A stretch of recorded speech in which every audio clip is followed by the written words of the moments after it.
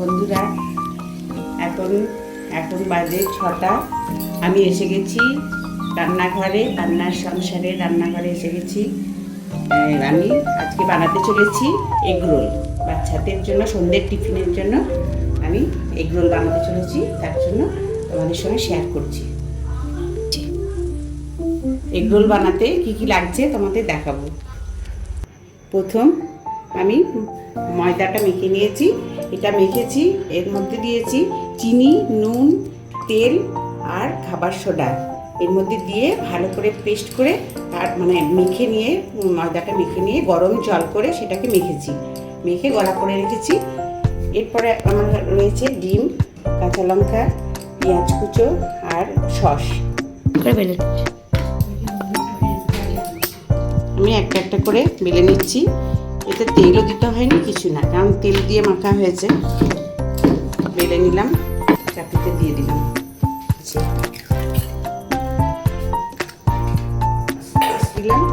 একটু নুন দিয়ে দিচ্ছি, উল্টে নিলাম।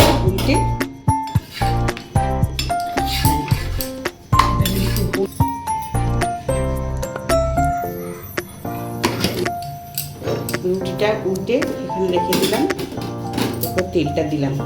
এরপর আমি এই ডিমটা একটু এর মধ্যে নুন, কাঁচা লঙ্কা দিয়েছি। আমি ডিমটা এখানে দিয়ে দিলাম।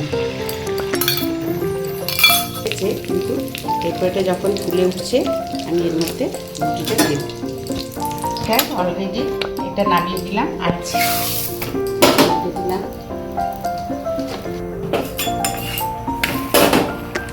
আরেকটার মতনই আরেকটা ডিম গুলে নিচ্ছি, দিয়ে নিচ্ছি।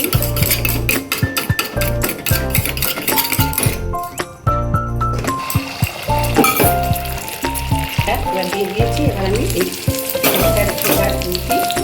পুরোটা সেখানে 1 পিঠ শুধু গরম করেছি।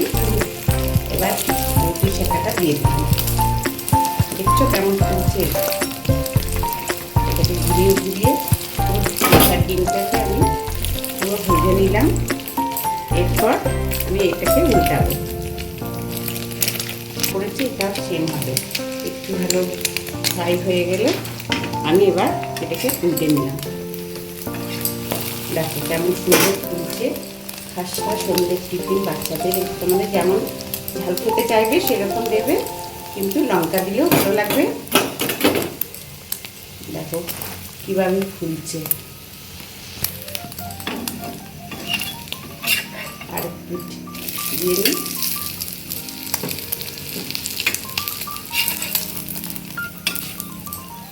রোল করার জন্য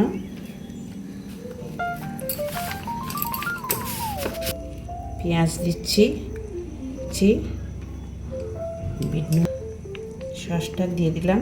শসা কেউ যদি খেতে চাও, এই আমার বাড়ির বাচ্চারা শসা খেতে চায় না, শসাটা দিলেও ভালো হয়। আমি রোল করে নিলাম, দেবো কিছু পে করে দিলাম। এই আমার হয়ে গেল এগরোল। আর একটাও আছে, আমি মুড়ে নিচ্ছি। এই হলো আমাদের এগরোল বানানো হয়ে গেল। তোমাদের কেমন লাগলো জানিও। একটা লাইক, শেয়ার, সাবস্ক্রাইব করে দিও। টাটা।